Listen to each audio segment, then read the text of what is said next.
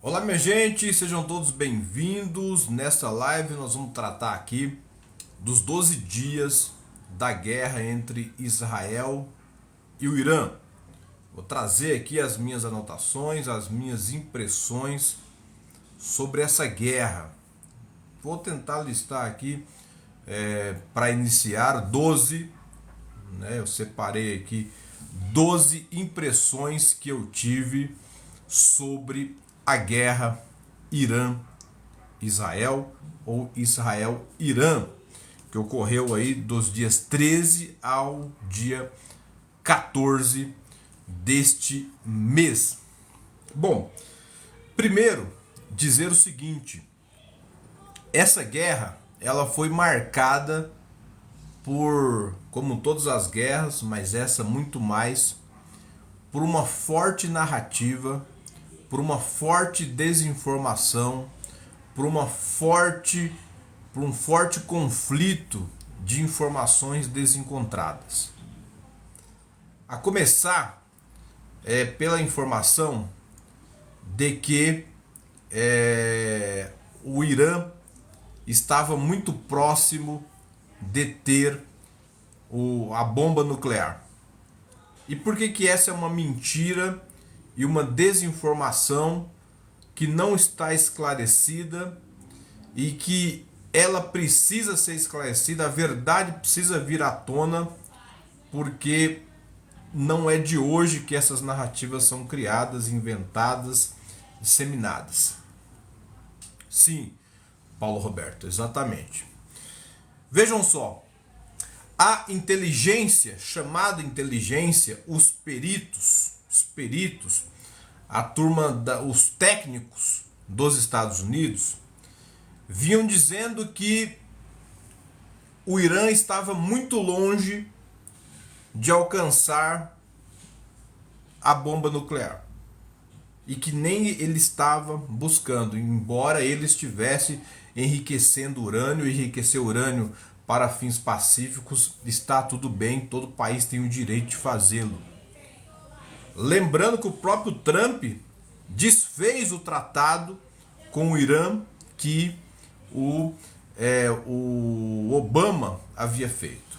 Pois bem, a turma do Trump lá, a turma dos técnicos, Pentágono, inteligência, CIA, o pessoal que cuidava lá da inteligência disse: não, o Irã está muito longe de ter a bomba. Aí o Trump vem e diz: não, o Irã tem a bomba, está próximo de ter a bomba, e sou eu que decido se tem ou se não tem.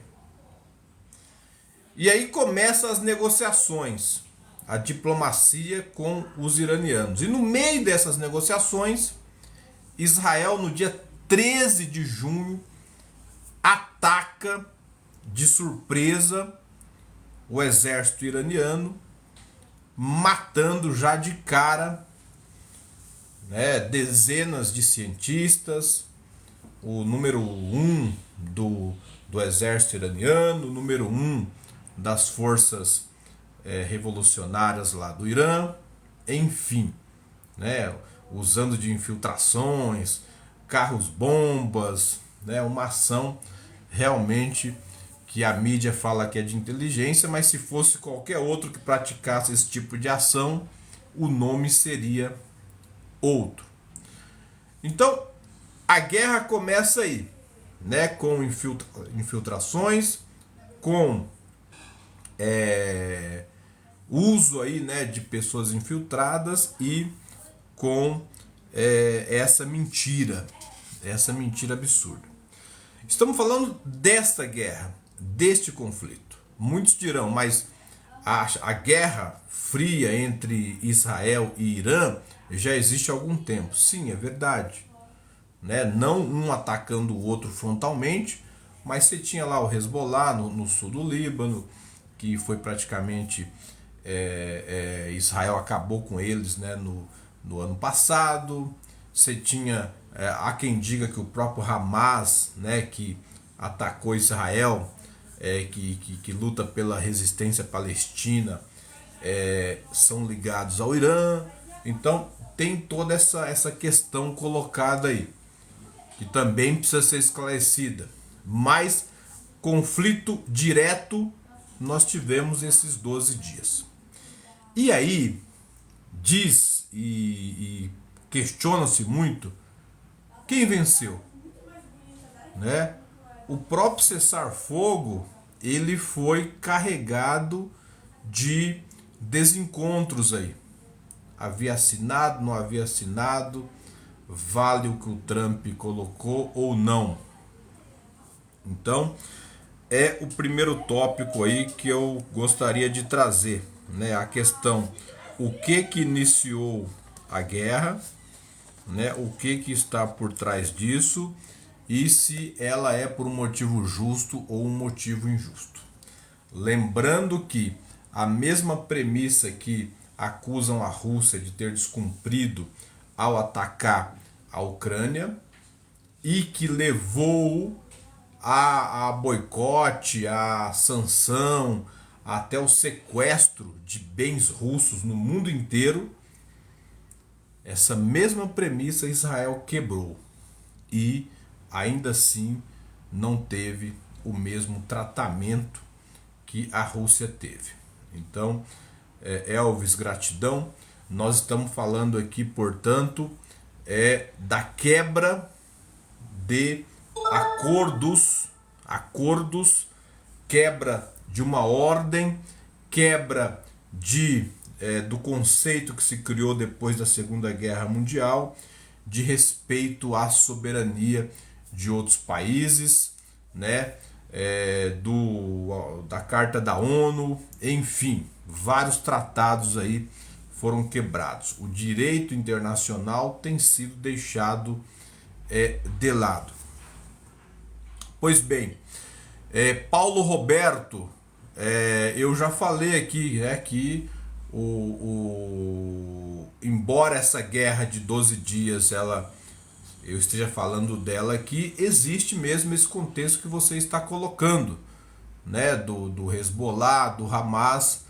Porém, é verdade também que Israel e os Estados Unidos bancam outros grupos que existem lá, como o tal do Estado Islâmico, né? Aquela galera lá que tomou a Síria agora foram bancados por Estados Unidos e Israel. Então, ali, tanto o Irã tem grupos, né, os grupos próximos a eles que os apoiam, quanto os Estados Unidos e Israel, além das várias bases que os Estados Unidos têm lá, tem também vários grupinhos lá, né, financiados por CIA, financiados por outros e que praticam esse nome que você está falando. Agora, a diferença é o seguinte: se um grupinho qualquer ligado ao Irã explodir uma bomba dentro de Jerusalém, é um ato desse que você está falando. Agora, se o grupo lá ligado a Israel,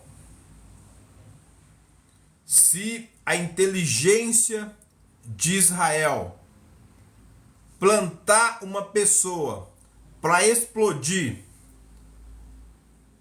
um carro-bomba e dar vida a um cientista, sabe o que a mídia vai dizer? Num ato de inteligência,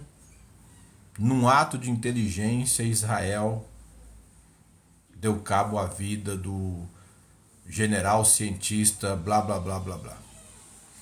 Então, existe violência de ambos os lados, existem serviços de inteligência de ambos os lados, existem apoio a práticas não convencionais. O nome disso é práticas não convencionais de ambos os lados. Então é preciso definir, Paulo Roberto, esse conceito e definindo esse conceito aí do terrorismo, para quem que vale esse conceito? Esse conceito só vale quando um mais fraco ataca o mais forte? Esse conceito é o uso de armas não convencionais. Por qual lado? Como? Quando? E aí, quando o direito internacional é enfraquecido pelo próprio Donald Trump, pelo próprio Netanyahu, quando a ONU não é seguida, a ONU não é valorizada, não é empoderada pelo próprio Donald Trump, pelo próprio Netanyahu, o que vale é a força. O que vale é quem pode mais no campo da força. Então, vamos tirar aqui as falácias, né, dessa nossa fala e trazer aqui um pouco do que é a realidade. Pois bem, quem venceu? Quem venceu esse conflito de 12 dias? Como é que foi feito o acordo do cessar-fogo? O que estava por trás disso?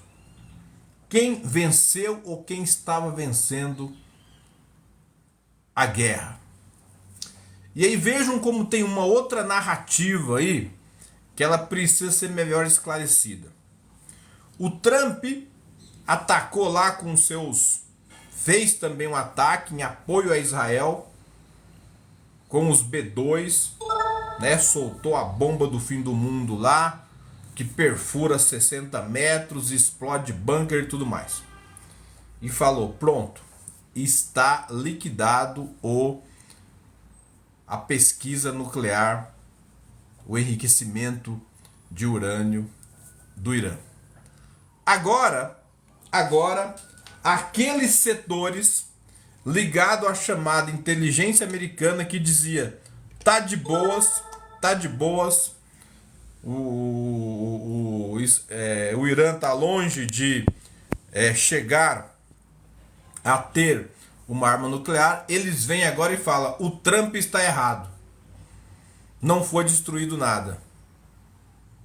O Irã protegeu lá o urânio e está perto de ter a bomba atômica. Então, vejam o quanto de desinformações nós recebemos, o próprio Congresso norte-americano recebe, o próprio povo americano tem sido enganado por esses políticos, por esses que atuam nas sombras. E eu peço a vocês que curtam, comentem, compartilhem, deixem o like de vocês. Pois bem, a outra questão é, não era para derrubar o regime? O papo do Donald Trump, do Netanyahu, não era que era para derrubar o regime? Esses 12 dias não era para derrubar o regime? E por que não derrubaram? Israel e Estados Unidos juntos não derrubaram o regime. Ah, mas o Irã tem o apoio também, ele está no BRICS, tem o apoio da Rússia e da China. Pode até ter o apoio solidário, mas nem Rússia nem China entraram. O Irã foi agredido por 2 e assinaram um cessar-fogo. Então vejam, o Irã, ouçam o que eu estou dizendo, para depois vocês não distorcerem o que eu estou dizendo.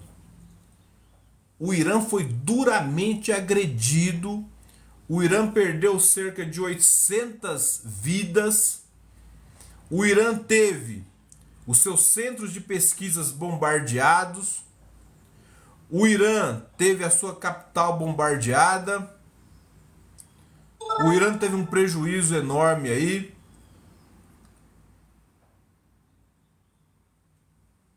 Portanto, tá óbvio que o Irã perdeu a guerra, não é verdade? Não, mas não é verdade.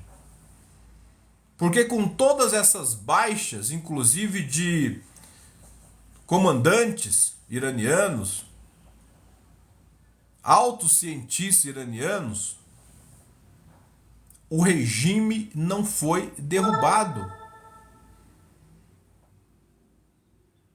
Não houve invasão em terra. Só houve bombardeios. E bombardeado até o Vietnã foi. E os Estados Unidos teve que sair de lá com a bunda entre as pernas. Percebe? Pois bem, vamos trazer outra questão aqui. Tá claro para nós então que o Irã nem ganhou nem perdeu a guerra. Como diz a nossa filósofa Dilma Rousseff, nem ganhou nem perdeu, né? E quem ganhou perdeu, e quem perdeu vai ganhar. Era mais ou menos assim, não é? Então o Irã, na minha opinião, não venceu a guerra, mas também não perdeu. Seria um empate? Sim, seria, vamos dar ao Irã um prêmio de resistência. Resistiu, foi agredido, resistiu. Ponto. Se o Donald Trump está dizendo que acabou com o enriquecimento de urânio, a pesquisa nuclear, pode ter tido uma pequena vitória aí. Só que a própria inteligência americana disse que não terminou, então não temos elementos para dizer. O fato é o seguinte: o regime iraniano, gostem ou não dele, sendo ele machista ou não, sendo ele democrático ou não, embora lá tenha congresso, e o congresso lá definiu várias coisas, inclusive definiu que vai sair do tratado de proliferação, de não proliferação de armas da ONU. O congresso deles lá decidiram o fechamento do Estreito de Hormuz, enquanto os Estados Unidos entrou na guerra somente com a decisão do Donald Trump. Não foi com a decisão do Congresso. Então o conceito de democracia ocidental e o conceito oriental parece reservar algumas diferenças aí. Pois bem, Irã então, na minha avaliação, nem ganhou nem perdeu. Israel ganhou a guerra? Tá claro que Israel não ganhou a guerra. Israel teve 28 mortes. Israel viu o seu escudo antimíssil com várias camadas, domo, bababá, estilingue de Davi, se tornar vulnerável. Teve a sua capital bombardeada, vários prédios arrebentados por mísseis iranianos, um prejuízo financeiro muito grande nesses 12 dias. Então, ao meu ver, embora o Netanyahu saiu fortalecido e embora Israel tenha conseguido nesses dias apagar da mídia ou reduzir na mídia a verdadeira limpeza ética que Israel está fazendo contra o povo palestino em Gaza. Então, embora Netanyahu tenha tido aí algumas vitórias, Israel não venceu a guerra. Perdeu? Também não perdeu. Estados Unidos ganhou ou perdeu? Minha avaliação também é que não ganhou nem perdeu. Tudo indica que o Trump sai desse ataque mais covarde que ele entrou, mais desacreditado que ele entrou. E o que muito analista diz é que Israel teve que recuar por dois motivos principais. O primeiro deles, e aí isso eu não vou cravar porque precisamos, ter mais elementos e esperar e os acontecimentos, mas o que muito especialista, analista tem dito por aí é que Israel não teria matéria-prima não teria mais condições de manter os seus escudos com aproveitamento lá de 70%, 80%, seus escudos antimísseis,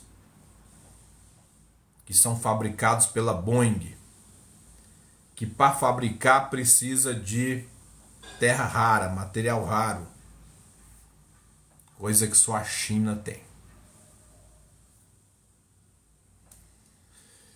É o que diz os analistas. Pesquisem aí e tragam as suas impressões. Pesquisem aí e tragam as suas impressões. Israel não aguentaria mais um mês de guerra. A economia já estava realmente afundando. Israel não está acostumado a ver israelenses morrerem. A própria Catanhede estranhou, né? Como é que as bombas de Israel matam tantos iranianos e tão poucos israelenses morrem, né? Ela questionou lá e foi criticada aí duramente. Mas é verdade, é muito raro mesmo um israelense morrer. Dessa vez morreram 28. Então, para um país, para o Irã, morrer mais um, eles já estão acostumados, eles, né, já são guerreiros. O Irã não, eles se sentem intocáveis. Então, 28 que morreram deles, frente a 800, podem ter certeza que Israel sentiu muito mais essa morte dos 28 do que os iranianos a morte dos 800. Até porque no Irã também eles se tornam mártires e tem tudo isso. Não é o que eu acho, é o que eles sentem. Então Israel não aguentaria mais tempo. E a outra questão, e que essa nós vimos aí, ficou clara, é que o Irã ainda tinha alguns trunfos. Muitos mísseis ainda para disparar, um território a priori impenetrável e um regime que manteve-se sólido apesar do ataque surpresa, covarde de Israel e dos Estados Unidos no dia 13. Manteve-se lá intacto. E ainda tinha a condição de fechar o Estreito de Hormuz, e o Estreito de Hormuz foi decidido o fechamento. Ah, mas se o Irã fechasse o Estreito de Hormuz, os Estados Unidos jogaria bomba lá e abriria. Não, não é assim que funciona. O Estreito de Hormuz é uma faixa de mar, de litoral, 3 quilômetros,